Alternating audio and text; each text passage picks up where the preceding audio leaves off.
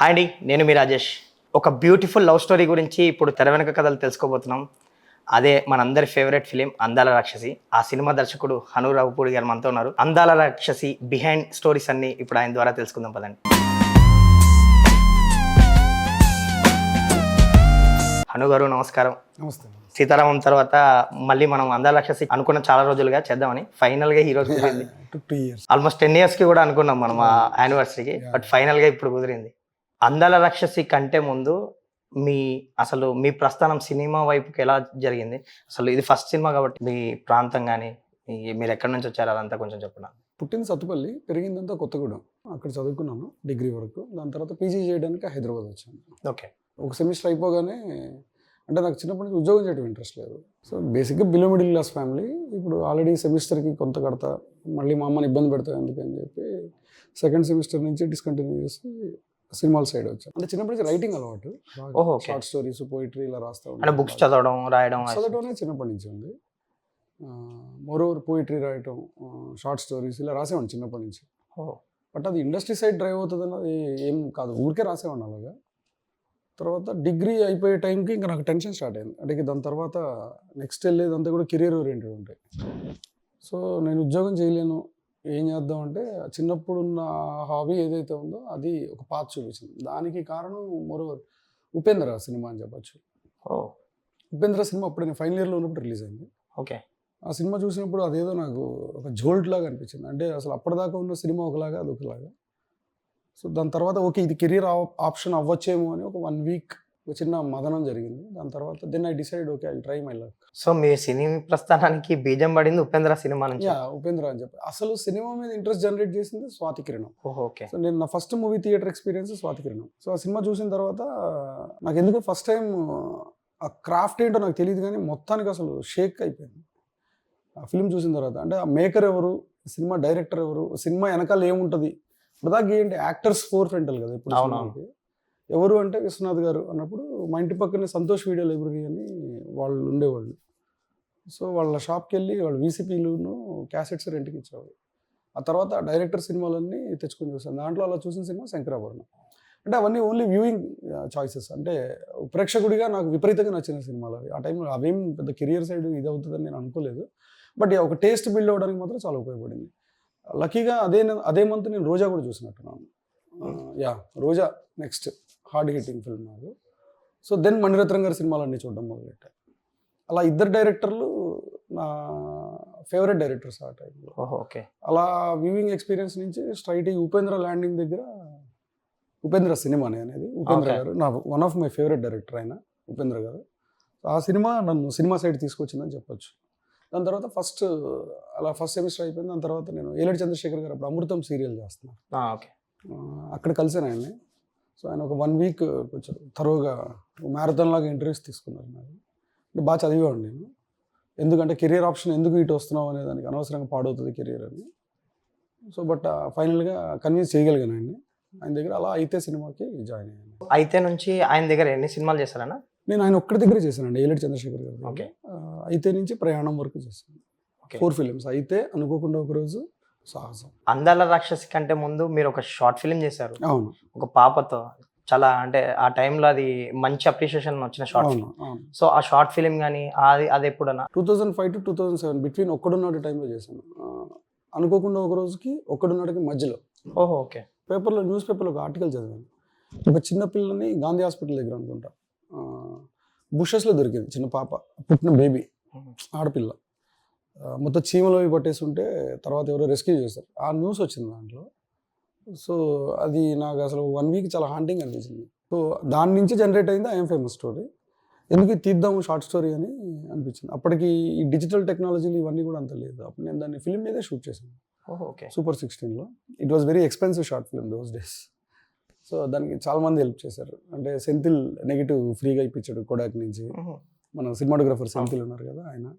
And మన రమా రాజమౌళి గారు, ఆవిడ దగ్గర ఒక 1 lakh అలాగే ఇచ్చారు ఆవిడ దానికి. అలా గంగరాజు గారు, చందు గారు అందరూ హెల్ప్ చేశారు. మా అన్నయ్య లోన్ పెట్టి మరీ ఇచ్చాడు, ఒక 1.5 lakh అయింది. అది అప్పట్లోనే ఒక 5 లక్షల దాకా ఖర్చు అయింది. ఇంతమంది చేశారంటే అప్పట్లో. సో ఇంతమంది హ్యాండ్స్ ఉన్నాయి దాంట్లో. అది నాకు ఆ టైంలో అంత ఖర్చు పెట్టారంటే డైరెక్టర్ అవడానికి అది బాగా హెల్ప్ అయింది ఆ షార్ట్ ఫిల్మ్. నాంది లాంటిదే కదా మీకు అది, నాంది పడింది. అంటే ఓకే, నాకు కూడా కాన్ఫిడెన్స్ రావటం, నేను చేయగలను అని. అందాల రాక్షసి విషయానికి వస్తే మీరు ఈ సినిమా కంటే ముందు నవీన్ చంద్ర తోటి సంథింగ్ ఏదో క్రైమ్ థ్రిల్లర్ ఒక సినిమా అని ప్లాన్ చేసుకున్నారని విన్నా నేను. అవునవును. మరి అక్కడ నుంచి ఆ సినిమా ఏమైంది? అందాల రాక్షసికి ఎలా? అందాల రాక్షసి చెప్తే అది ఎవరంత నమ్మరేమో ఇప్పుడు, అది ఎట్లా ల్యాండ్ అయింది ఆ సినిమా అని. బేసిక్గా క్రైమ్ యాక్షన్ నా ఫేవరెట్ జోనర్స్. అంటే ఇష్టం బాగా. అదర్ దెన్ హారర్ ఏదైనా పర్లేదు, బట్ యాక్షన్ సినిమా అన్నా క్రైమ్ అన్నా నేను కొంచెం స్ట్రాంగ్ అని నేను ఫీల్ అవుతాను ఆ ఏరియా. థ్రిల్లర్స్ కూడా. సో ఫస్ట్ ఒక స్టోరీ రాశాను నేను, ఒక గైరిచి మీటర్లో ఉండే ఫిల్మ్. అది టైటిల్ కూడా 7 Fools అని ఉండేది. చాలా మంచి కథ, అది నాకు చాలా ఇష్టం, ఇప్పటికీ అలాగే ఉన్నది.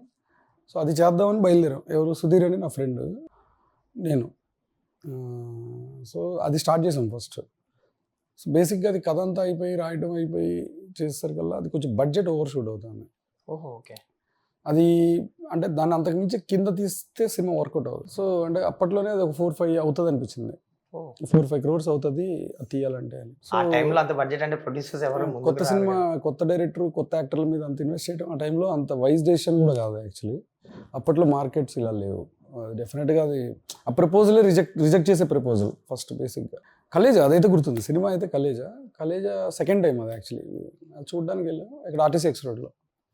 రిటర్న్ వస్తున్నప్పుడు బండి మీద సుధీర్ అన్నాడు నాతోటి, అరే ఇది కాకుండా నాకు లవ్ స్టోరీ అటెంప్ట్ చేయాలి, ఓకే, తొందరగా దాని ఉంటారు కొంచెం బడ్జెట్ కంట్రోల్గా రాయి, టైం తీసుకొని వీళ్ళు స్టార్ట్. ఎందుకంటే అప్పటికి ఆఫీస్ ఫ్లోట్ చేస్తాం, అంతా స్టార్ట్ అయిపోయింది. సో మళ్ళీ ఎందుకు దాన్ని తీసేయటం అనే సెన్స్లో అంటే సరే ట్రై చేద్దాంలే అని చెప్పి వెనక్కి వచ్చాం. సో నెక్స్ట్ డే మార్నింగ్ పొద్దున్న లేచిన దగ్గర నుంచి, అంటే దాన్ని ప్రొడక్టివ్గా వాడాలి కదా ఆ సిచ్యువేషన్ని. దానికి సమ్ ఆపర్చునిటీ ఆల్ టుగెదర్, డైరెక్టర్గా నాకు, ప్రొడ్యూసర్గా తనకి, ఇద్దరికి అలాగే ఫీల్ అయ్యాయి. సో ఎందుకో చిన్నప్పుడు రాసుకున్నాను, అది చెప్పాను కదా, చిన్నప్పుడు ఏదైతే నేను రైటింగ్ చేశానో అది నాకు చాలా హెల్ప్ అయింది ఓవరాల్గా. ఇండస్ట్రీకి రావడానికి ఉపయోగపడింది. సేమ్ అలాగే ఈ ఫస్ట్ సినిమా జనరేట్ అవ్వడానికి ఉపయోగపడింది. నేను రాసుకున్న చిన్న పోయిటరీ చైల్డ్హుడ్లో, ఇప్పుడు 7th క్లాస్ 8th క్లాస్ చదువుతున్నాను. అదేంటంటే ఎర్త్ సన్ మూన్ 3 క్యారెక్టర్ల కింద ఒక లవ్ స్టోరీ లాగా రాశాను. అది ఓకే 8th క్లాస్లో రాసినట్టున్నది. 3 అప్పుడు సింగరేణి కాలేజ్ స్కూల్లో చదువుతున్నాడు. అప్పుడు ఏదో చిన్న కాంపిటీషన్స్ అవుతున్నాయి. సో దాని మీద రాశాను అది. సో అదేదో చాలా ఇంట్రెస్టింగ్ అనిపించింది. సో దీన్నే డెవలప్ చేస్తే ఏంటి, ఎర్త్ సన్ మూన్ ఈ 3 క్యారెక్టర్లు అయితే కథ ఎట్లా వెళ్తుంది అని స్టార్ట్ చేశాను. అది ఆల్మోస్ట్ ఒక 20-25 డేస్లో రాశాను అది నేను కథ మొత్తం విత్ డైలాగ్ డ్రాఫ్ట్.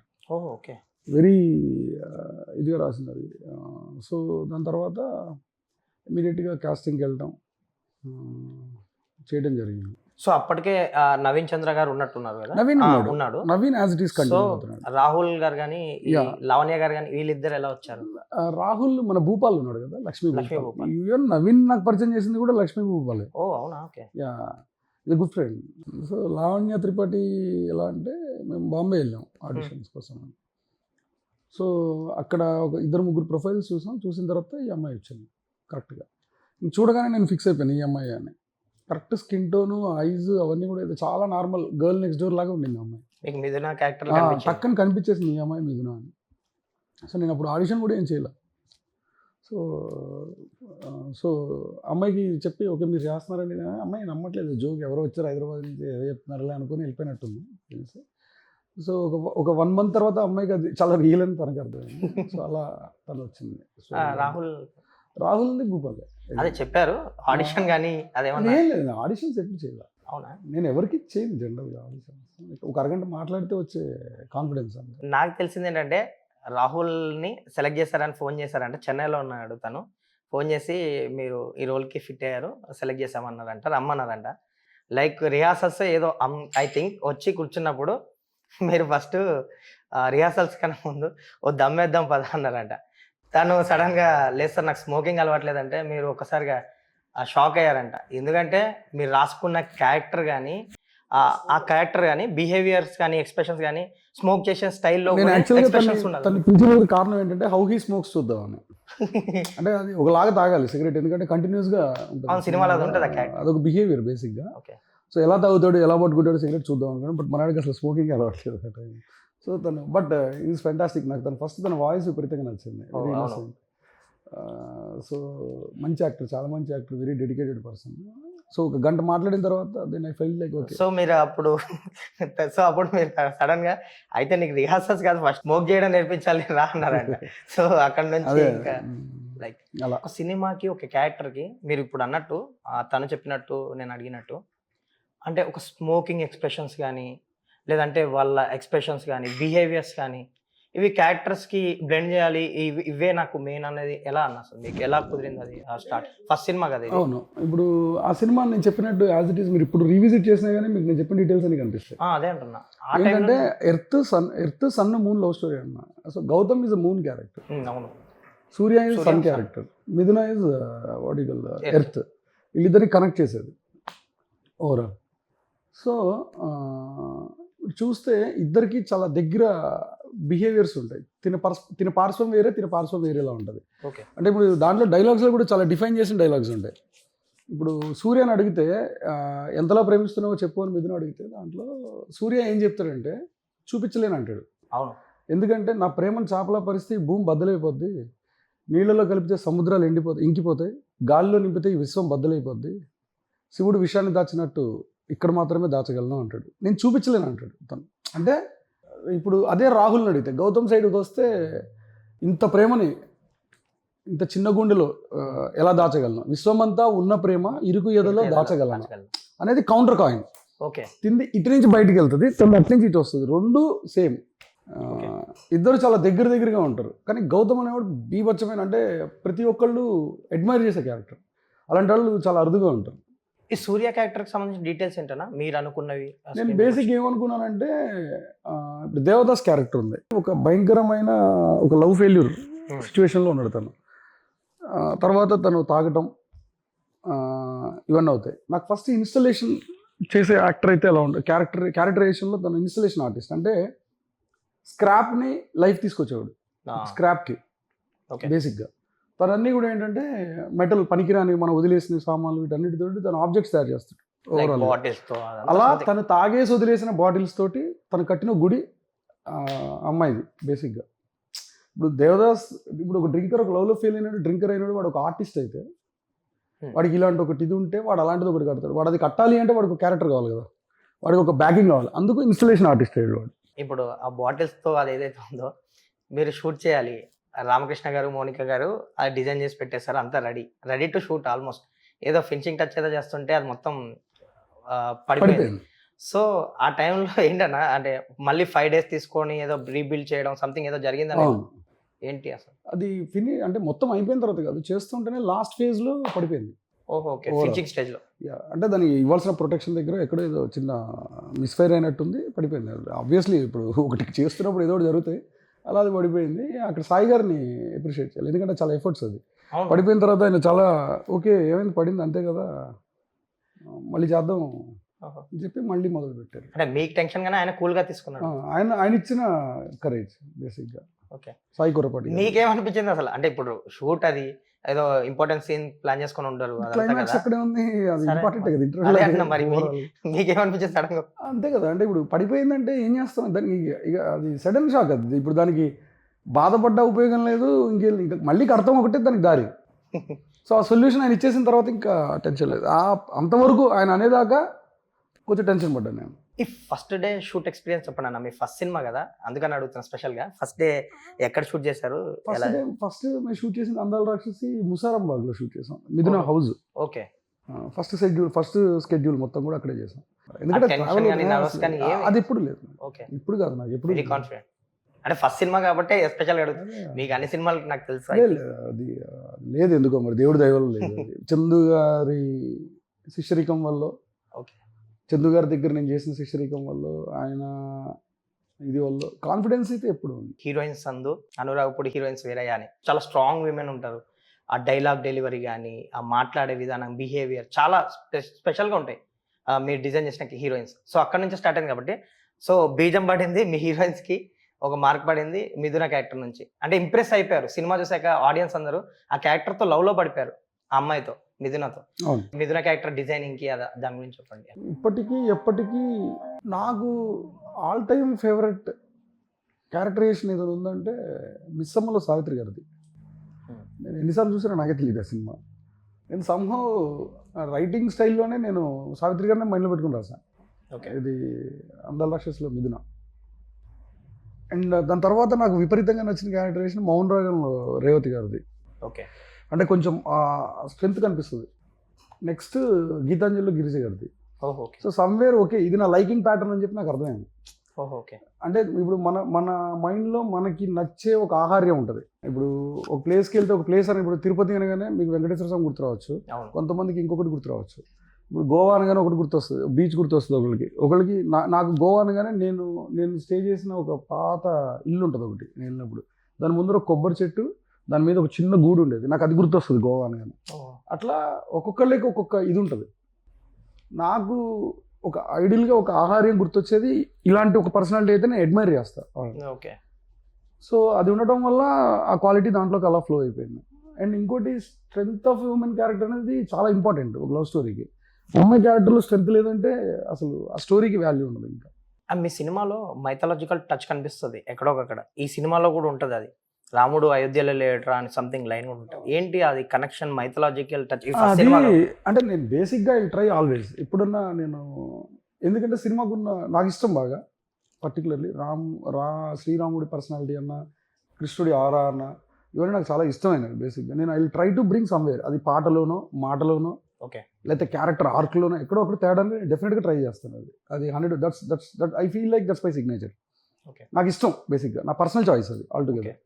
సో అన్నిట్లో పెట్టలేదు, ఉంటుంది ఎక్కడో ఒకటి అవసరమైన చోట నేను తీసుకొస్తాను. ఇప్పుడు అది తీసుకొస్తే ఇప్పుడు దాంట్లో ఏంటంటే ఏంట్రా ఇంత అర్ధరాత్రి పిలిచేవని చెప్పి స్టార్ట్ అవుతుంది అందాల రాక్షసుల సీన్.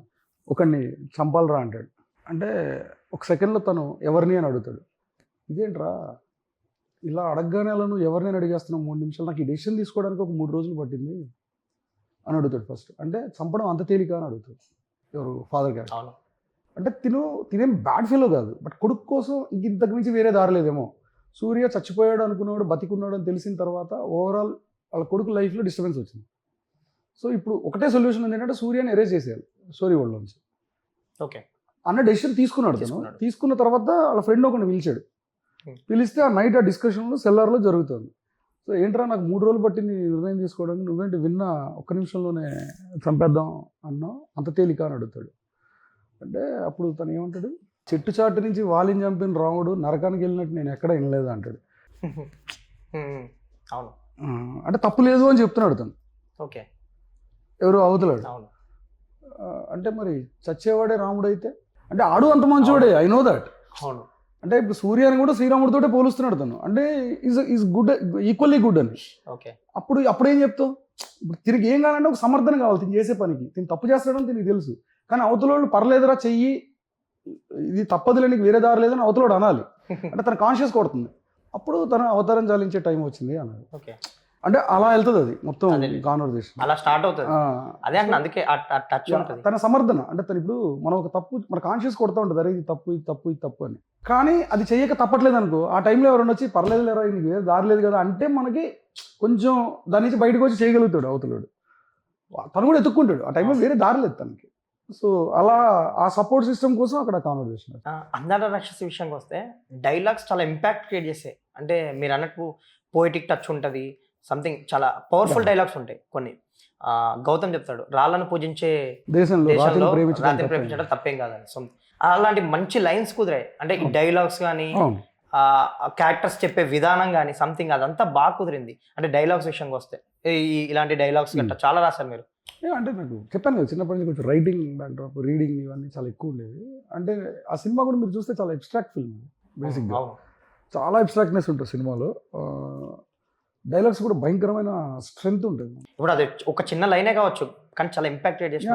అంటే అమ్మాయి మూవ్ అవ్వలేదు. ఇప్పుడు నా ఉద్దేశం అక్కడ పోలిక ఏంటంటే, అక్కడ అలంకారం ఏంటంటే మనం రాళ్ళని పూజిస్తాం, ఈ అమ్మాయిని దేవతతోటే పోలుస్తున్నాడు. మనం దేవుడిని మనం ఏ రూపంలో అయినా పోల్చొచ్చు, ఏ రూపంలో అయినా పూజించవచ్చు, రాతి రూపంలో కూడా పూజించవచ్చు. దేవుడు రాళ్ళని పూజించే అంటే నా ఉద్దేశం అక్కడ దేవుడిని మనం ఏ ఆకారంలో అయినా పూజించవచ్చు, ఏ షేప్లోకైనా పూజించవచ్చు. నీళ్ళని దేవుడు అనుకుని పూజిస్తాం మనం. ఇప్పుడు దాని ఏమంటారు, మంచి పనులు చేస్తే మనుషుల్ని దేవుడు అనుకుంటాం. సో అలాగా రాళ్ళని పూజించే దేశంలో రాతిని ప్రేమించడం పెద్ద తప్పేం కాదు. ఆ సందర్భంలో కూడా అంత హార్డ్ సిచ్యువేషన్స్ ఇస్తుంది ఆ అమ్మాయి తిన లైఫ్లో రాహుల్కి, అంటే గౌతమ్ క్యారెక్టర్కి. బట్ స్టిల్ తన అమ్మాయిని దేవతతోటే పోలుస్తున్నాడు. అండ్ ఇలాంటి ఇంపాక్ట్ డైలాగ్స్ తో పాటు ఫన్నీ డైలాగ్స్ కూడా ఉంటాయి. మిథున చెప్పే డైలాగ్స్ కానీ, నాకు త్వరగా పెళ్లి చేసేయండి. సో అది చాలా రీల్స్ లో గట్ట చిన్న చిన్న పిల్లలు చేస్తుంటే మీరు చూస్తుంటారు. ఇప్పుడు జనరేషన్ అంతా బాగా అడాప్ట్ చేసుకుంది ఆ డైలాగ్. సో అది ఎలాగ వచ్చింది ఆ డైలాగ్? డిజైన్ అండి, అంటే ఇప్పుడు అమ్మాయికి పెద్ద ఎడ్యుకేషన్ పెద్ద రాదు, చదవదు ఆ సినిమా, అంటే అంత పెద్ద ఈసారి తప్పేవా అన్న దగ్గర స్టార్ట్ అవుతుంది. అమ్మాయి పెద్ద ఎకడమిక్స్ స్ట్రాంగ్ ఏం కాదు సినిమాలో, ఏదో వెళ్తుంది అందరు వెళ్ళినట్టు కాలేజ్కి వెళ్తుంది. సో ఆ టైంలో ఏంటంటే ఒకడు తన వెంట పడుతుంది, తను ప్రేమించడం అనేది ఎప్పుడైతే మొదలు పెట్టాడో ఈజ్ ఆంటింగ్. అందులో ఒక డ్రీమ్ సీక్వెన్స్ ఉంటుంది అమ్మాయిది, చాలా బాగుంటుంది, ఇంట్రెస్టింగ్ ఉంటుంది. అది విండో ఓపెన్ చేసేసరికి సన్ లాగా కనబడతాడు, సన్ ఇది మిడ్ నైట్. నెక్స్ట్ ఇలా డోర్ ఓపెన్ చేసేసరికి బైక్ వేసుకొని ఇంట్లో తిరుగుతాడు. సో అంటే బేసిక్గా ఏంటంటే అమ్మాయి ఆలోచనల్లో అన్ని చోట్లకి ఎంటర్ అవుతున్నాడు అన్నది చెప్పడం కోసం అది క్రియేట్ చేసింది ఓవరాల్గా. అప్పుడు అమ్మాయి పొద్దున్న వాళ్ళ నాన్న లేచేసరికల్లా ఎదురుకుండా ఉంటుంది. సో నాకు త్వరగా పెళ్లి చేసేయండి నాన్న అనే సెన్స్ ఏంటంటే టు అవాయిడ్ సూర్య. ఓకే, సూర్యాని అవాయిడ్ చేయడానికి అమ్మాయికి ఏంటి, అమ్మాయి ఎలా అవాయిడ్ అవుతుంది వాడి దగ్గర నుంచి.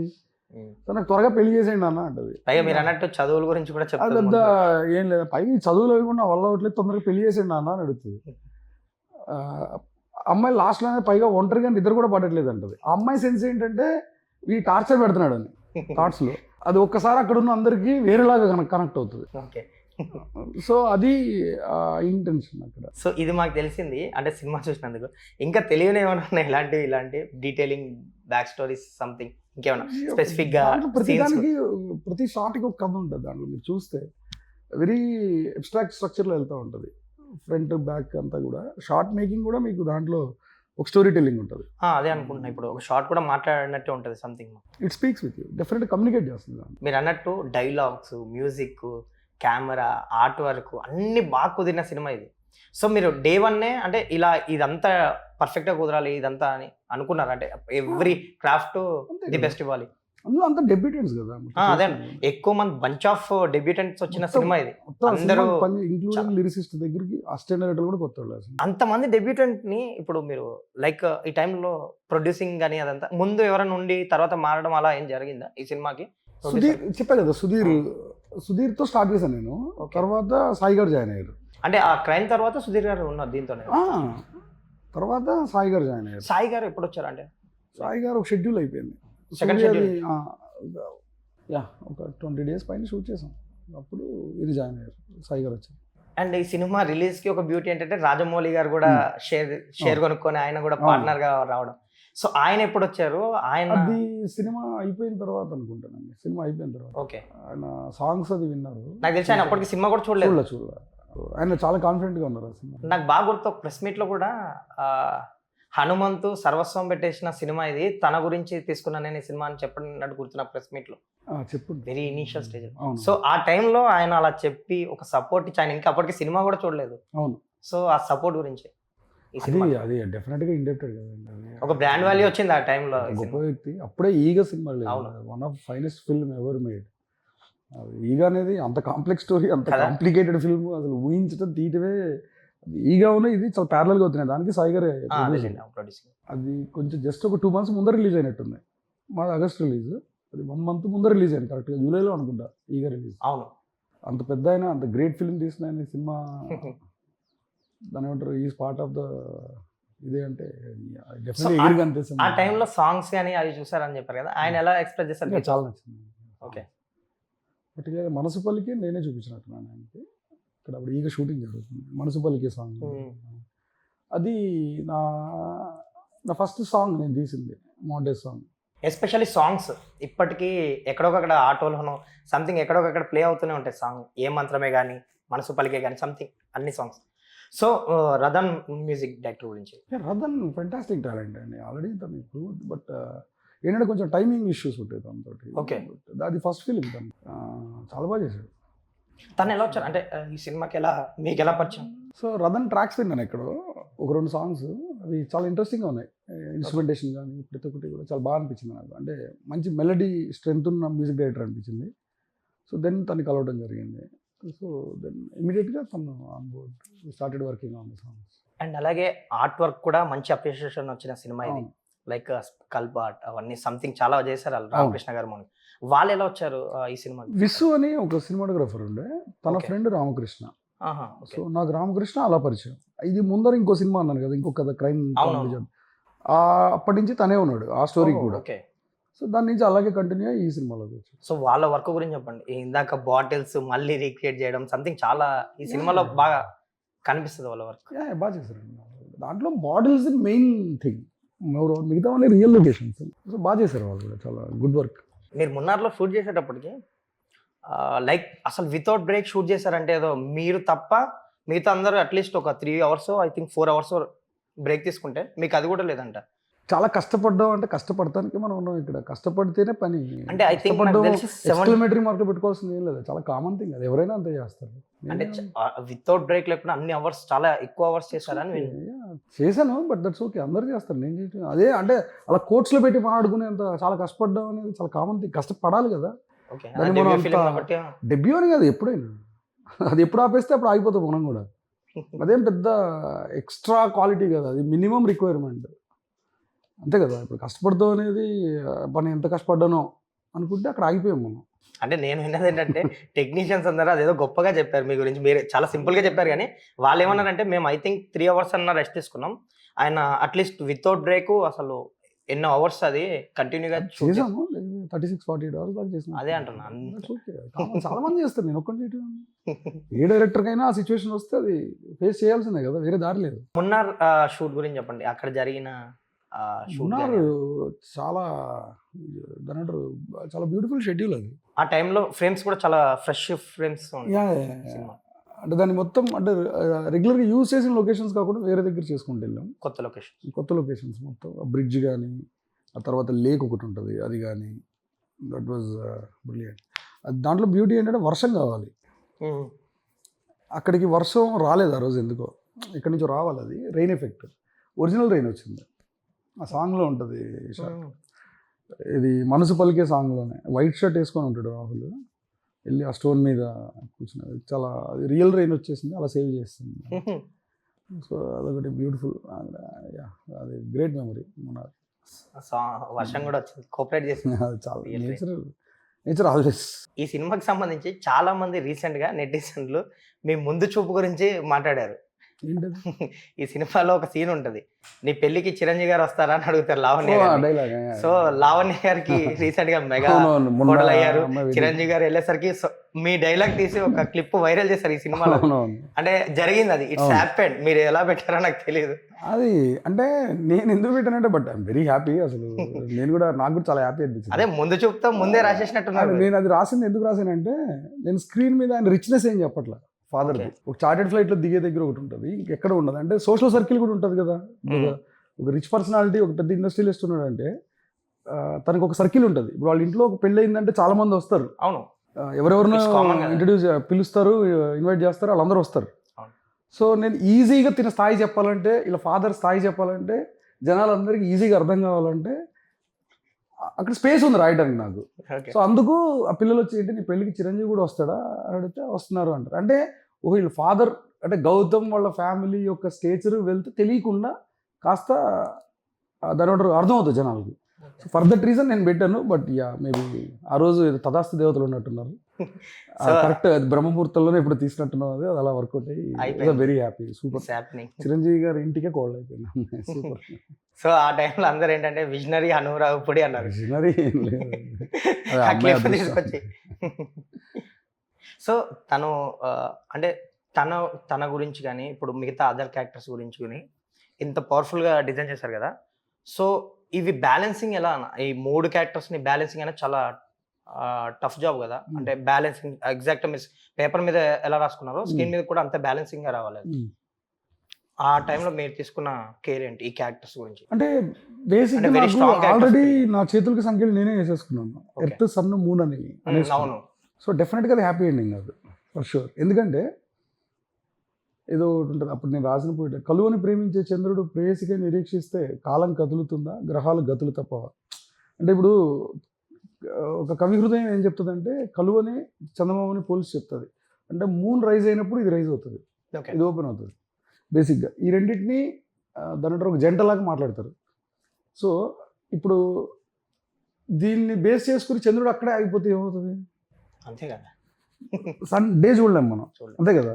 అలాగా ఎర్త్, సన్, మూన్ ఈ మూడిట్లో ఏది ఒక దగ్గర ఒక జంట అయిపోయినా ఇంకో దానికి ఏం లేదు ఇంకా. అంటే డే లేదు, డే ఉంటే నైట్ లేదు, ఒకటే ఉంటుంది లైఫ్లో. సో దానికి హ్యాపీ ఎండింగ్ అనేది లేదు, డెఫినెట్గా పార్టింగ్ వేసే ఉంటుంది దాంట్లో. అది ఫిక్స్ అయిపోయింది స్టోరీలో. ఎక్లిప్స్ టైంలో ఉంటుంది కరెక్ట్గా మొత్తం క్లైమాక్స్ అంతా. అవును. మీరు చూస్తే విజువల్గా కూడా కనపడుతుంది మీకు దాంట్లో. సో అందుకు గౌతమ్ సాక్రిఫైస్ చేయాల్సి వస్తుంది తన లైఫ్లో. బేసిక్గా స్క్రీన్ మీద చాలామంది డిస్టర్బ్ అయ్యారు, బట్ యా అది నేను కూడా రియలైజ్ అయ్యాను లేటర్. అంటే నాకు కొంచెం టైం కావాలి సూర్య అని చెప్పి అమ్మాయి వెళ్ళిపోతుంది కదా. సో అది వేరేలాగా అనిపించింది కానీ, బట్ గౌతమ్ని ఎట్లా మర్చిపోతుంది ఆ అమ్మాయి? Is legendary personality behaviour wise అన్ని రకాలుగా. ఆ క్యారెక్టర్ మర్చిపోలేదు కదా, మర్చిపోతే కూడా ఇబ్బంది. పాపం వాడు చచ్చిపోయాడు, ఇంత అయింది, టక్కన ఎట్లా పెళ్లి చేసుకుంటుంది అన్న ఫీలింగ్ వస్తుంది. బట్ యా అది అంటే చదవడానికి బాగుండేదేమో ఆ డైలాగ్, బట్ చూసినప్పుడు స్క్రీన్ మీద కొంతమంది డిస్టర్బ్ అయ్యారు, చాలామంది చెప్పారు కూడా నాకు. క్లైమాక్స్ విషయంలో అంటే రిజల్ట్ కొంచెం మీరు అనుకున్న స్థాయికి వెళ్ళలేదు ఇది. ట్రూ. సో ఆ టైంలో అంటే కొంతమంది క్లైమాక్స్ అన్నారు, ఎక్కువ మంది క్లైమాక్స్ వేరేలా డిజైన్ చేసి ఉంటే ఇది నెక్స్ట్ లెవెల్ సినిమా అయ్యేది, ఓ బ్యూటిఫుల్ లవ్ స్టోరీ అయ్యేది, ఒక క్లాసిక్ అయ్యేది అన్నారు. సో అక్కడ వరకు సూపర్గా. ఆ క్లైమాక్స్ విషయంలో కొంచెం అది వచ్చింది కదా, దాన్ని ఎలా తీసుకున్నారు రిలీజ్ తర్వాత? ఏదైనా మీకు వచ్చింది ఆ ఫీడ్బ్యాక్ క్లైమాక్స్ గురించి? చెప్పారు. సో మీరు అంటే ఆ కథకి అదే ఉండింది. నేను ఏమైనా ముందర చదివిన వాళ్ళు కానీ ఎవరైనా చెప్పుంటే నేను కొంచెం ఏమైనా రీవర్క్ చేసేవాడినేమో, మరి నాకు ఎవరు చెప్పలా. ఓహో ఓకే. నేను కూడా చాలా స్ట్రాంగ్గా బిలీవ్ చేశాను ఈ కథ దాని ఏమంటారు దూరం అవడమే ఉంది క్లైమాక్స్, వేరే దారి లేదు దాని. కానీ కలపటం అయితే డెఫినెట్గా ఉండేది కాదు. ఓకే. సో విడిపోవడమే వేరేలాగా ఉండేదేమో. అసలు కలపడం అనేది మీ థాట్లో లేదు? థాట్లో లేదు, అది కుదరదు కూడా ఆ కథకి. ఎందుకంటే మీరు డిజైన్ చేసుకున్న స్క్రిప్ట్ అలాంటిది. థీమ్ అలాంటిది. సో అది ఉండేది కాదు. కథ ఇంకొంచెం అందరికీ నచ్చేలాంటి విడిపోవడం ఉండేదేమో. ఓకే. మేబీ ఎవరైనా ముందర చదివినప్పుడు క్వశ్చన్ చేస్తుంటే. సో నేను కన్విన్స్ అయింది, బట్ అందరూ బాగుందనే అన్నారు. సో ఇప్పుడు ఏదైనా మార్చాల్సి వస్తే అందాల రాక్షసుని ఏమైనా మారుస్తారా? ఇప్పుడు లైక్ క్లైమాక్స్ మారుస్తారా, లేదంటే ఇప్పుడు జస్ట్? యా ఆబ్వియస్లీ ఇప్పుడు నేను ఒక 10-11 ఇయర్స్ తర్వాత రీవిజిట్ చేస్తే దాంట్లో నాకు ఇప్పుడు చాలా ఫ్లాస్ కనపడతాయి. ఓకే. ఇప్పుడు నేను కూడా ఎదుగుంటా కదా, అవును. నేను ఎదిగాను, చూసిన వాళ్ళు ఎదిగారు, అందరూ ఎదిగారు. చూసినప్పుడు నాకు చూస్తే అరే దీన్ని ఇంకోలా రాస్తే బాగుండేది, దీన్ని ఇంకోలా చేస్తే బాగుండేది అనిపిస్తుంది కదా ఆటోమేటిక్గా. సో యా డెఫినెట్గా ఇంకా బెటర్గా చేస్తుండాల్సింది. అంటే అందరికీ but I'm very much happy with the making. అంటే ఆ సినిమా రాతలో కొంత చేంజ్ చేయొచ్చు, అంటే రైటింగ్లో మార్చచ్చేమో, కానీ ద వే దాన్ని ప్రజెంట్ చేసిన విధానం కానీ దాని షార్ట్ మేకింగ్ కానీ అవన్నీ కూడా ఇప్పటికీ అప్ టు డేట్ ఉంటాయి. దాంట్లో రాతలో మార్చొచ్చు కానీ తీతలో ఏం మార్చడానికి లేదు. ఈ ప్రాస నాకు తెలీదు, బట్ యా మేకింగ్ బాగుంటుంది ఆ cinema. Even I like it. నాకు నేను తీసిన సినిమాలో నాకు బాగా చాలా మెచ్యూర్డ్గా ఉంటుంది దాంట్లో. ఇందాక టెక్నీషియన్స్ గురించి మాట్లాడుతూ సినిమాటోగ్రాఫర్ కూడా ఈ సినిమాకి విజువల్స్ కానీ ఆ టైంలో చాలా అప్రిషియేషన్. లైక్ మురళి గారు సినిమాటోగ్రఫీ అండ్ లిరిసిస్ట్ కూడా, లిరిక్స్ కానీ అసలు చాలా పోయటిక్ లైన్స్ పడ్డాయి. ఇప్పటికీ ఆ పాటలు ఎక్కడొక్కడ వినిపిస్తుంటే ఒక చిన్న ఆ భావం కానీ అది కానీ ఆ లిరిక్ వాల్యూ కానీ అది తెలుస్తుంటుంది. సో ఆ కెమెరా సినిమాటోగ్రఫీ గురించి and lyrics. Cinematography Murali Govindarajan అని FTI. ఓకే. ఫంటాస్టిక్. నాకు చాలా చాలా ఇష్టం తన వర్క్. అండ్ తను బేసిక్గా పెయింటర్. దగ్గర ఒక 4 months డిజైన్ చేసాం ఓవరాల్ ఫిల్మ్ ట్రీట్మెంట్ ఎలాగా, షార్ట్ డివిజన్ ఎలాగా. సో నాకెంత పిచ్చ ఉందో నాకంటే ఎక్కువ పిచ్చ ఉంది. అది కనిపించింది మీద, మాకు కనిపించింది మీ పిచ్చి. తను బ్రిలియంట్ యాక్చువల్లీ. అండ్ లిరిక్స్ గురించి అంటే చాలా బ్యూటిఫుల్ లిరిక్స్ పడ్డాయి ఎవ్రీ సాంగ్కి, ప్రతిదీ ఒక అద్భుతంగా ఉంటుంది. దానికి కృష్ణకాంత్ అని తెలిసే ఉంటుంది. తను తర్వాత రాకేంద్ర మౌళి అని ఒక అబ్బాయి, వశిష్ఠ అని ఒక అబ్బాయి రాశాడు ఇది ఏ మంత్రం మోసం. వీళ్ళు కూడా డెబ్యూ. రాకేంద్ర మౌళి కూడా అందరూ కేకే రాకేంద్ర మౌళి అందరూ ఈ సినిమాతోనే అందరూ డెబ్యూ. సో అలా కుదిరింది ఆ సినిమా. అంటే ట్రావెల్ అండి. అంటే ఇప్పుడు ఇలా ఈరోజు మొదలుపెట్టి ఈరోజు ఫినిష్ చేసింది ఏది లేదు. రికార్డింగ్ టైం దాకా జరుగుతూనే ఉంది, ఏదో ఒక లైన్ మార్చడం, ఇంకోటి అది అంటే దాన్ని కరెక్ట్ కూర్చునేదాకా. ఇప్పుడు దాని ఏమంటారంటే ఫొనెటిక్స్ కరెక్ట్ కూర్చుంటేనే మెలడీకి అన్నాం. అవును. సో అట్లా ఒకటొకటి లేయరింగ్. అంటే ఇంకోటి ఏంటంటే దాంట్లో ఈ పాట ఎవరు రాస్తారు, ఈ పాట ఎవరు రాస్తారు నేను చెప్పలేను అసలు. ఓకే. అది ఏం చేయాలో తెలియక పేర్లు ఇట్లా డిస్ట్రిబ్యూట్ చేస్తాను. కానీ ఎందుకంటే ఇప్పుడు రాఖీ రాసిన దాంట్లో కేకే కరెక్షన్స్ ఉన్నాయి, కేకే రాసిన దాంట్లో రాఖీ కరెక్షన్స్ ఉన్నాయి, అట్లా చాలా ఉన్నాయి దాంట్లో. ఇది ఇదని చెప్పడానికి ఏం లేదు. సో బేసిక్గా చెప్పాలంటే అన్ని పాటలు అందరు రాసినట్టు చెప్పాలి. ఓకే. అట్లా వేయలేం కాబట్టి స్క్రీన్ మీద అట్లా షేర్ అందరి credits ఉన్నాయి. అందాల రాక్షసి గురించి తలుచుకుంటే మీకు బెస్ట్ మూమెంట్ ఏంటి? లైక్ మేకింగ్ లో కానీ ఏదన్నా రైటింగ్ లో కానీ బెస్ట్ మూమెంట్ ఏమనిపించింది మీకు? నాకు అంటే ఎవ్రీడే బెస్ట్ షాట్ బెస్ట్ ఇది అనేది అయితే నేను అట్లా ఎప్పుడూ చెప్పలేను ఏ సినిమాలో కూడా. అంటే కొన్ని మూమెంట్స్ ఉంటాయి కదా, మీ ఫస్ట్ సినిమా కాబట్టి నేను అడుగుతున్నా. లైక్ మీకు బాగా హై ఇచ్చిన డేనో ఏదో సంథింగ్. ఎవ్రీడే అంటే ఇప్పుడు హై లేకుండా డైరెక్టర్ అసలు డే ఫినిష్ అవ్వదు. ఓకే. హై లేకుండా డే ఫినిష్ అవ్వదు. అది హై రావాల్సిందే 100% ఏదో ఒక టైంలో. పోనీ మీకు మేకింగ్ లో ఛాలెంజింగ్ అనిపించిన సీన్ ఏమైనా ఉందా స్పెసిఫిక్ గా? ఇది ఎలా జరుగుతుందో పేపర్ మీద రాస్తాం, బట్ ఇది స్క్రీన్ మీదకి ఎలా తీసుకురాస్తాం అని అట్లా టఫ్ ఏమనిపించలేదు? ఎన్ని ఏది టఫ్ అనిపించలేదు ఆ ఫ్లోలో అలా టఫ్ అయితే ఏమనిపించలేదు. టోటల్ గా అప్పట్లో ఎన్ని డేస్ లో షూట్ చేశారు అనేది ఓవరాల్ 108 days అంతే. అంటే ఎందుకు అన్ని డేస్ పట్టింది? అంటే మధ్యలో బ్రేక్లు ఏమన్నా అంటే జరిగింది? అంటే 108 daysలో షూట్ డేస్ తక్కువ ఉంటాయి, ఎందుకంటే అప్పుడు తెలంగాణ అజిటేషన్ జరుగుతుంది, క్యాన్సిల్ అవటం. ఇందాక మీరు ఎక్సైటింగ్ ఏదనిపించింది అన్నారు కదా, దాంట్లో ఒక షాట్ ఉంటుంది అక్కడే. ఎందుకు గుర్తొచ్చిందంటే అది నాకు, మేము బస్ స్టాప్లో లొకేషన్లో షూట్ చేయడానికి వెళ్తే 2 సార్లు వెళ్తే 2 సార్లు కూడా క్యాన్సిల్ చేయాల్సి వచ్చింది. వెళ్ళి మళ్ళీ వెనక్కి రావడం అట్లా దగ్గర దగ్గర అదే 15 రోజులు ఉంటుంది. అన్నీ అవుట్డోర్ సినిమా, అంతా exteriors, real locations cinema. So అలా ఆ షాట్ నాకు చాలా ఇష్టం. అది that was one of it's kind. దాంట్లో ఏంటంటే అమ్మాయి ప్యాడ్ పట్టుకొని బస్ స్టాప్ దగ్గరికి వస్తుంది. అమ్మాయి కెమెరా లెఫ్ట్లో ఎంటర్ అవుతుంది, ఫస్ట్ ట్రాక్ స్టార్ట్ అవుతుంది.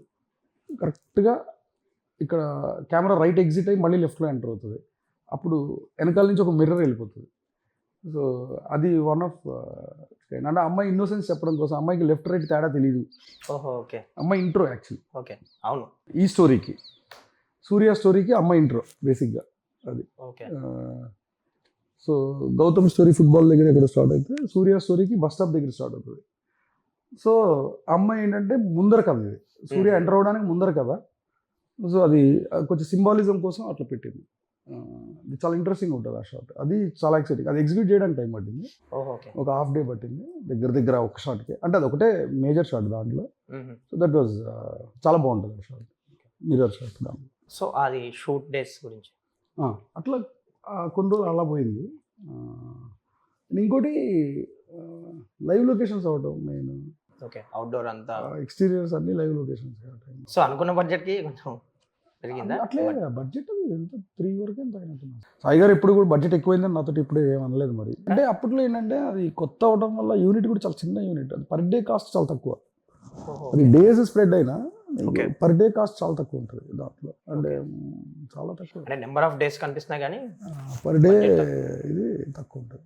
దాంట్లో అవుట్డోర్ 25 days మున్నార్ చేసాం. 25 days 20 days అంత గుర్తులేదు సరిగ్గా, 20+ అనుకుంటా. అదొకటి కొంచెం కాస్ట్లీ ఎపిసోడ్. నెక్స్ట్ అల్యూమినియం ఫ్యాక్టరీలో బాటిల్ సెటప్ ఉంది కదా, అదొకటి కాస్ట్లీ ఎపిసోడ్. దాంట్లో ఇదంతా సింపుల్ షూట్స్. ఈ సినిమాకి సంబంధించి మీరు అన్నట్టు ఇందాక ఎక్కువ లైవ్ లొకేషన్స్ లోనే షూట్ చేశారు. ఫిలిం నగర్ డౌన్ అంతా ఎక్కువ షూట్ చేశారు. ఇప్పుడు ఆ ఏరియాలో వెళ్తుంటే ఇప్పుడు చాలా డెవలప్ అయింది అక్కడ, రోడ్స్ సంథింగ్. అప్పుడు మట్టి రోడ్డు ఉండేది సంథింగ్, చాలా ఎలా ఉండేది 10 years బ్యాక్ కాబట్టి. ఇప్పుడు ఆ రోడ్లోకి వెళ్తుంటే గుర్తుకొస్తాయి ఆ మెమరీస్. ఎప్పుడు అనుకుంటాను నేను ఆ రోడ్లో ఎప్పుడు వెళ్ళినా కానీ అనిపిస్తుంది నాకు. అది తీసిన షాట్లు కనపడుతుంటాయి. ఆ బస్సు, ఆటో పరిగెట్టుకుని తను వచ్చి సూర్య ఎక్కడం, ఆటో చేజ్ రేయింది, అవన్నీ అక్కడే తీసింది. అవన్నీ అవునా? ఫిలిం నగర్ డౌన్లో, రామనాయుడు డౌన్లో. అండ్ ఇందాక సాంగ్స్ విషయంకి వస్తే, అంటే అన్ని 1 sitting సెట్ అయినా, లేకపోతే ఎక్కువ వర్షన్స్ రాసినాయి, ఎక్కువ వర్షన్స్ చేసినవి ఏమైనా ఉన్నాయా? ట్యూన్స్ మీరు అనేది? లైక్ ట్యూన్స్ క్రాక్ అవడానికి ఉంటుంది కానీ నేను ఎప్పుడంటే ఐ డోంట్ బిలీవ్ ఆప్షన్స్. ఓహో, ఓకే. ఒకసారి నచ్చింది అంటే ఇంకా అది నేను మళ్ళీ ఇది బాగుంది కానీ ఇంకో ట్రై చేద్దాం అనేది నాకు అప్పుడు అలవాట్లేదు, ఇప్పుడు అలవాట్లేదు. బాగుంది అంటే నచ్చింది అంటే దానికి ఏదో ఒక రీజన్ ఉంటే నచ్చింది. ఓకే. అంటే మనం నమ్మకపోవటం ఆప్షన్ అనేది నేను ఎందుకు నేను బిలీవ్ చేయను అసలు ఫస్ట్. సో అది ట్యూన్స్ ఎక్కువ టైం పట్టినాయి. కాకపోతే ఆ ట్యూన్ క్రాక్ అవడానికి టైం పట్టింది కానీ కొన్ని టప్ అని అయిపోయింది. ఇప్పుడు వెన్నంటే ఉంటున్నా అయితే ఇట్ వాజ్ 10 minutes పని. కొన్ని సాంగ్స్ చాలా టైం పట్టినాయి. ఏమిటో ఒకటి నేను ఇల్లు చేర వచ్చేలా ఒక సాంగ్ ఉంటుంది. అది ఎందుకో అంత పాపులర్ అవ్వలేదు కానీ దాని రైటింగ్ కృష్ణకాంత్ రాశాడు ఆ సాంగ్. నాకు విపరీతమైన ఇష్టం ఆ సాంగ్. అంటే దాంట్లో ఉన్న పదప్రయోగం ఫెంటాస్టిక్గా ఉంటుంది, మొత్తం నాతోటే ఉంటుంది.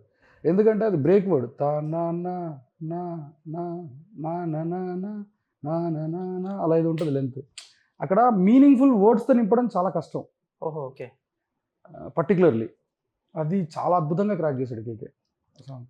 నాలో నాలో నే లేనా నేడు నీలా చేరానా ఆ బ్రేకింగ్ అన్నీ వాటితోటి చేసుకుని తీసుకెళ్ళి ఒక మీనింగ్ఫుల్ వర్డ్ తయారు చేయటం. ఓహో! ఫైనల్లీ అది కొంచెం టఫ్. అది నేను 2-3 రైటర్స్తో ట్రై చేశాను ఈ సాంగ్. ఫైనల్‌గా నేనేమనుకున్నానంటే కేకే గారు ట్రాక్ చేసి కేకే రాయలేడేమో, మరీ బిగినింగ్ కదా మనోడి ఫస్ట్ సినిమా, ఇది చాలా టఫ్ సాంగ్, రాయలేడేమో అని చెప్పి నేను వేరే 2-3 సీనియర్ రైటర్స్తో ట్రై చేశాను సాంగ్. ఎవరు రాయలే, అందరు తత్కారాలే రాస్తున్నారు దాంట్లో. హ్మ్. నేనేమో అది కాదు ఎక్స్పెక్ట్ చేస్తుంది. సో ఫైనల్గా మిగతా పాటలన్నీ అయిపోయినాయి. అయిపోయిన తర్వాత అప్పుడు కేక్ ఏంటంటే రెగ్యులర్ కలుస్తాం మేము ఓకే. ఫ్రెండ్స్. సో ఆ సాంగ్ మనడితో ట్రై చేశారు. ఇది ఒకసారి ఇది రాయండి, నేను ఇట్లా ఎక్స్పెక్ట్ చేస్తున్నానని. మీరు చెప్తే నెంబర్ 2 డేస్లో క్రాక్ చేశాడు ఆ సాంగ్. 2 డేస్ మీరు కష్టం రాయలేడు అనుకుంటే క్రాక్ అసలు 2 చేసాడు. డేస్లో క్రాక్ చేశాడు. అది చాలా కష్టమైన సాంగ్ యాక్చువల్లీ. అది ఎందుకో మరి ఆ song popular I don't know, చాలా బాగుంటుంది సాంగ్ యాక్చువల్లీ. మరి ఎందుకో అది వర్కౌట్ అవ్వాలి. యా అది ఏరియా. ఇది షూట్ చేయాలనుకున్న షూట్ చేయకపోవడం అలా ఏమైనా ఉన్నాయా? కనెక్షన్ సీన్ ఒకటి ఉండేది. ఈ అమ్మాయి తిని ఇష్టపడతానికి గౌతమ్ని, హ్మ్. అది చాలా మంచి సీన్. ఓకే. అది తీయలేదు ఇంకా. అంటే వై? ఆ, అంటే దానికి నేను అక్కడ తీయడానికి నాకు కుదరలా మున్నార్లో. ఓహో! ఓకే. మళ్ళీ వెళ్ళటం మళ్ళీ తీయటం ఇది ఎందుకో సెట్ అవ్వలేదు. అది అది చాలా చాలా మంచి, చాలా సో బాగుంటుంది అదొక్కటేనా? అసలు. అది నాకు ఇంకా వేగ్గా గుర్తుంది. ఏదో బర్డ్స్ 2 ఉంటాయి అలా వెళ్తూ, హంటర్ ఒకటి తిరుగుతూ ఉంటాడు రివర్ బేస్లో. అది మున్నార్లో ఒకటి బోట్ క్లబ్ లాగా ఒకటి ఉంటుంది, అక్కడ చేద్దాం అనుకున్నాను ఆ సీను రేర్ ఎఫెక్ట్లో. ఓహో. అది ఎందుకో తీలేపోయిన ఆ సీన్ అంతే. మిగతా అంతా యాజ్ ఇట్ ఈస్ అనుకున్నాను. మీకు అంటే పర్టికులర్‌గా అందరూ మాట్లాడతారు ఈ సినిమా గురించి. మీకు నాకు ఎస్పెషల్ ఇంకా ఏదో నిన్నలాగా గుర్తున్నాయి అన్నీ. కదా! 10 ఇయర్స్ అయినా. మీకు బెస్ట్ సీన్, మీకు బాగా నచ్చిన సీన్ ఏది? అంటే మేకింగ్‌లో మీరు ఎడిట్ రూమ్‌లో చూసుకున్నప్పుడు సంథింగ్ ఎక్కడన్నా పోస్ట్ ప్రొడక్షన్‌లో చూసుకున్నప్పుడు అరే! ఇది భలే తీసామని సంథింగ్. నేను యాక్చువల్గా సినిమాలో ఫస్ట్ తీసింది ఏంటి, వెనకాల బ్యాక్ యార్డ్లో ఒక సీన్ ఉంటుంది, ఓకే. దాంతో స్టార్ట్ చేశాను సినిమా. ఎడిటింగ్‌లో ఏదైనా సీను డిలీట్ చేయడం గాని, డిలీటెడ్ సీన్స్ ఏమైనా ఉన్నాయన్నా?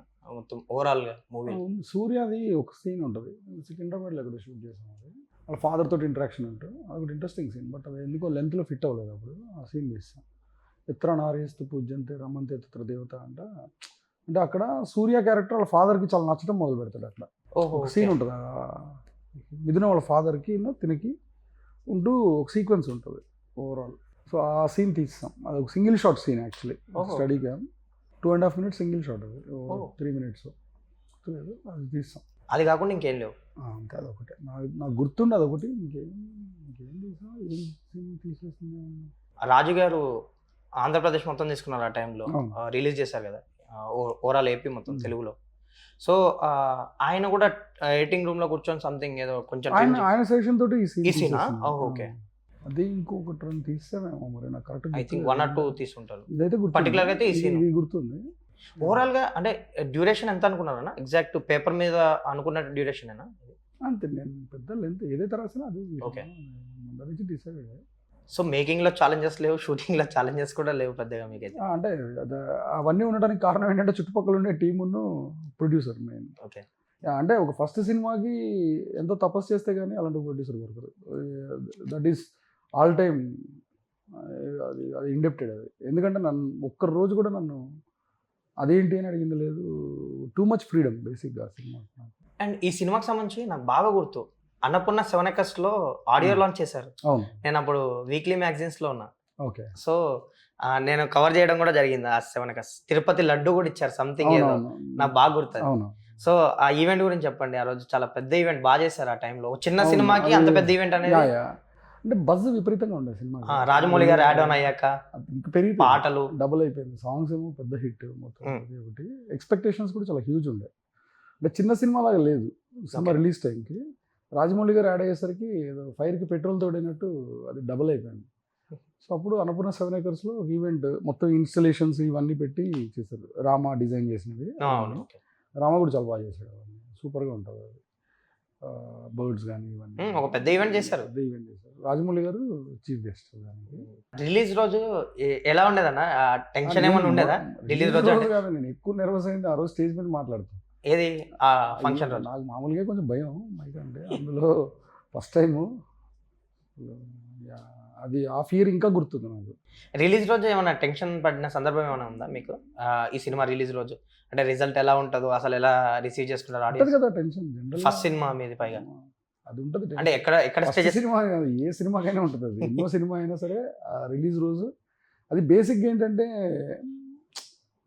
ఈ చేసిన వర్క్ అవతల వాళ్ళు ఎలా రిసీవ్ చేసుకుంటారో, వాళ్ళు బాగుందంటారా బాగాలేదంటారా అనేది మోర్ క్యూరియాసిటీ. ఓకే. ఇప్పుడు మదర్ వంట చేసి ఇంట్లో పెట్టినప్పుడు తను కూడా వెయిట్ చేస్తుంది. రోజు చేసే పనే, పొద్దున్న బ్రేక్ఫాస్ట్ దగ్గర నుంచి రాత్రి డిన్నర్ దాకా డైలీ ఆవిడే ఉంటుంది ఎవరింట్లో అయినా. సో బట్ స్టిల్ తినేటప్పుడు బాగుంది అన్న అప్రిసియేషన్ కోసం వెయిట్ చేస్తుంది. ఆ ఫీడ్బ్యాక్ బాగుంది అంటే ఫేస్లో స్మైల్ ఉంటుంది, బాగాలేదు అంటే అరే ఇంకొంచెం బాగా చేసి ఉండాలి అన్న ఆలోచన ఉంటుంది. అంతేగాని అక్కడ బోరే ఉంటుంది. ఏ సినిమా అయినా అంతే, ఎన్నో సినిమా అయినా ప్రతి ఒక్కళ్ళకి ఏ డైరెక్టర్కైనా ఉండే టెన్షన్ ఇది ఎట్లా రిసీవ్ చేసుకుంటారనే తెలుసుకోవాలి. రిజల్ట్ తర్వాత కొంచెం అంటే అనుకున్నంత రీచ్ రాలేదు, అవును, అప్పుడు అప్రిషియేషన్ వచ్చింది బట్ మంచి సినిమా అవి అని, బట్ రిజల్ట్ అనుకున్నంత రాలేదు కదా. ఆ తర్వాత దాన్ని ఎలా తీసుకున్నారు మీరు? ఫస్ట్ సినిమా కదా, సో రిజల్ట్ని ఎలా తీసుకున్నారు ఆ టైంలో? లెర్నింగ్ ప్రాసెస్ కదా. ఇప్పుడు ఫెయిల్యూర్ని మనం ఛాలెంజ్ చేయలేము. ఇప్పుడు ఓకే, ఫెయిల్యూర్ని అసలు ఛాలెంజ్ చేయకూడదు ఫస్ట్ థింగ్. ఆ ఫెయిల్యూర్ని ఛాలెంజ్ చేయడం కంటే మోరోవర్ ఎందుకు అనేది తర్కం, అంటే వెనక్కి వెళ్ళి ఒకసారి విశ్లేషణ మనం చూసుకోవాలి ఎందుకు అయిందని. డెఫినెట్గా నేను ఏదో ఒకటి చేసి ఉంటాను కదా తప్పు దాంట్లో. ఓకే. సో అది ఏంటి అనేది మనం ఫిల్టర్ చేసి పట్టుకోగలిగినప్పుడు ముందరికి వెళ్తాం. కొంచెం బాధపడిన సందర్భం ఏం లేదా? డెఫినెట్గా బాధపడ్డాను. ఎందుకు బాధపడలేదు? 100% బాధపడ్డాను. అరే ఇది నేను అనుకున్నంత అప్రిషియేషన్ వచ్చినా ఆ ప్రాఫిట్స్లోకి టర్న్ అవ్వలేదు కదా. సో అది కొంచెం ఇబ్బంది కలిగింది. ఈ సినిమా తర్వాత కూడా మీరు చాలా గ్యాప్ తీసుకున్నారు, అంటే లైక్ రిజల్ట్ వల్ల, లేదంటే ఏదన్నా ఎక్కడైనా స్టక్ Result అవ్వడం వల్ల వల్ల ఏం ఏదైనా కాదు. సినిమాకి రిజల్ట్ వల్ల డెఫినెట్గా కాదు, ఎందుకంటే దాని తర్వాత నేను I have 2 options for me okay work చేయడంలో. దాంట్లో నేను ఒకటి చూస్ చేసుకున్నాను, అది కొంచెం టైం పట్టింది బాగా. అట్లా ఒకటి అనుకున్నాము బట్ అది మెటీరియలైజ్ అవ్వలేదు. దాని తర్వాత కృష్ణగాడి వీరప్రేమ కదా, ఓకే. అది నానితోటి 2014 ఎండ్లో స్టార్ట్ చేసినట్టున్నాను వర్క్. అందర్ సక్సెస్ వచ్చి 12 ఇయర్స్ అయిపోతుంది. ఈ నెలల్లో మీ సినిమాలు ఏంటంటే వేల మీద లెక్క పెట్టచ్చు, 5 సినిమాలు. ఇప్పుడు ప్రభాస్ గారితో చేసేది 6వ సినిమా. సో ఎందుకు అంటే ఫిల్మ్ మేకర్గా మీలో చాలా ఎక్కువ చెప్పాలని ఉంటుంది భావం సినిమాల ద్వారా, కానీ ఎందుకు పర్టికులర్గా ఈ తక్కువ సినిమాలు చేయడం, ఆ గ్యాప్ తీసుకోవడం? డిపెండ్స్ అది. ఇప్పుడు ఒక్కొక్కసారి ఫాస్ట్గా అవుతాయి, ఒక్కొక్కసారి స్లోగా అవుతాయి. నాకు ఇప్పుడు నేను ఆఫ్టర్ పడిపల్లి లేచే మనసు నేను స్ట్రాంగ్గా తీసుకున్న ఇదేంటంటే డెసిషన్ ఏంటంటే అన్నీ స్ట్రాంగ్గా కుదిరితే కానీ కథలో ముందరికి వెళ్ళొద్దని. ఓకే.